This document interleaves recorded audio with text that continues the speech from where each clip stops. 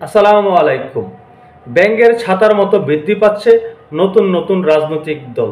2024 সালের 5 আগস্টের পরবর্তী সময় থেকে এখন অবধি আমরা দেখছি প্রায় 2 ডজন নতুন রাজনৈতিক দলের আত্মপ্রকাশ ঘটেছে। বাহারি নাম নিয়ে নতুন নতুন রাজনৈতিক দলের আত্মপ্রকাশ ঘটছে। যে পারছে, যার মন চাইছে সেই নতুন রাজনৈতিক দলের আত্মপ্রকাশ ঘটাচ্ছে, নতুন রাজনৈতিক দল গঠন করছে। এমনও আমরা দেখেছি অর্থ আত্মসাৎকারী ডেস্টিনির মালিক বাংলাদেশে একটি নতুন রাজনৈতিক দল গঠন করেছে, যার নাম দিয়েছে আমজনতা। আমজনতা একটি রাজনৈতিক দল রয়েছে। এখন তিনি এসে নতুন একটি রাজনৈতিক দল করেছেন, যার নাম দিয়েছেন আমজনতা। কেমন জানি বাহারি নামে আবির্ভূত হচ্ছেন নতুন নতুন রাজনৈতিক দল নিয়ে এই সকল ব্যক্তিরা।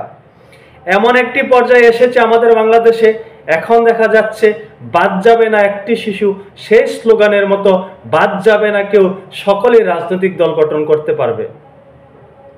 যে যার মতো করে রাজনৈতিক দল গঠন করছে, কিন্তু এই সকল রাজনৈতিক দলের ভবিষ্যৎ কি তা নিয়েও প্রশ্ন রয়েছে। তবে একটি বিশেষ বিষয় রয়েছে, রাজনৈতিক বিশ্লেষকরা বলছেন এই যে বাহারি নাম নিয়ে বাংলাদেশে নতুন নতুন রাজনৈতিক দলের আত্মপ্রকাশ ঘটছে, এর পিছনে একটি মেটিকুলাস প্ল্যান রয়েছে। এটি একেবারে মিরাক্কেল ঘটনা তা কিন্তু নয়, এর পিছনে একটি বিশেষ কৌশল রয়েছে। অনেকে বলছেন এই সকল রাজনৈতিক দলগুলোই কিংস পার্টি বা এই অন্তর্বর্তী সরকারের মদতেই এই সকল রাজনৈতিক দলের আত্মপ্রকাশ ঘটছে একটি বিশেষ এজেন্ডা বাস্তবায়ন করার জন্য।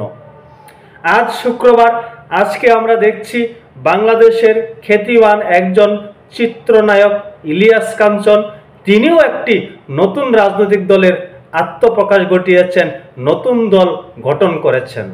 তার নতুন রাজনৈতিক দলের নাম হলো জনতা পার্টি।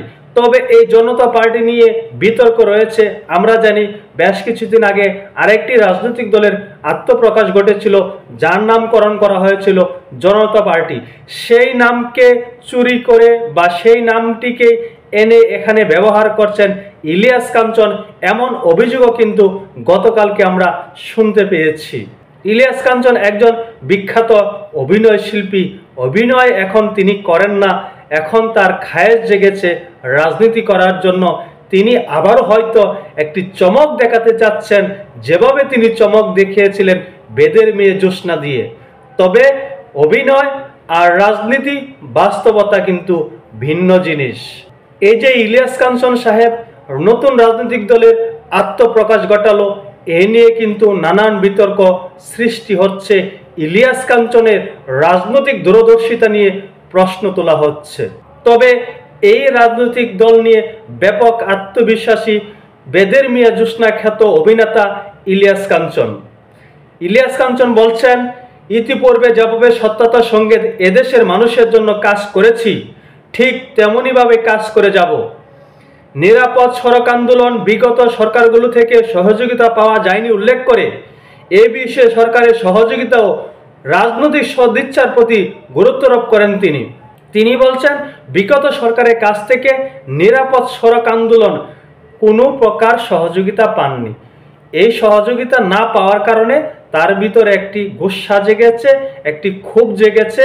তিনি ভাবছেন, আমাকে যেহেতু রাজনৈতিক দলগুলো, সরকারগুলো সহযোগিতা করছে না, আমি একটি রাজনৈতিক দল গঠন করব, আমি বাংলাদেশের প্রধানমন্ত্রী হব, আমার দলই বাংলাদেশ পরিচালিত করবে, তখন তো আর কারো কাছে সহযোগিতা চাইতে হবে না। এই কথাটি বলতে গিয়ে একটি কথা মনে পড়ে গেল, ডেস্টিনির মালিক যে নতুন রাজনৈতিক দলের আত্মপ্রকাশ ঘটেছে, যার নাম হলো আমজনতা। তিনি সেই দলটি কেন গঠন করেছেন তার কারণ হিসাবে তিনি উল্লেখ করেছেন, 5 আগস্টের পরবর্তী সময়ে জেল থেকে সকলে মুক্ত হচ্ছিল, সকলের জামিন হচ্ছিল, তার জামিন হচ্ছিল না। যার কারণে তিনি একজনকে বলেন, কিরে ভাই, বড় বড় মার্ডার কেসের মামলার আসামি জামিন পাচ্ছে, আমি জামিন পাচ্ছি না কেন?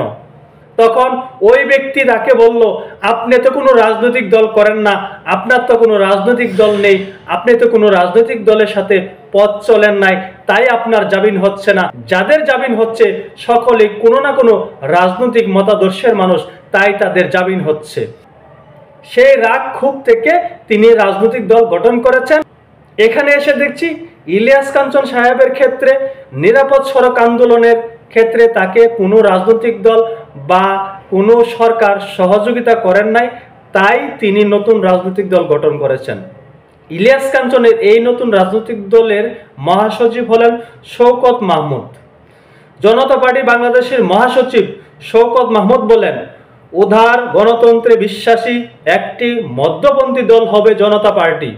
মধ্যপন্থী দল হবে জনতা পার্টি। ফ্যাসিস্ট রাষ্ট্র ব্যবস্থা উচ্ছেদে নতুন দলটি দৃঢ় অবস্থান থাকবে।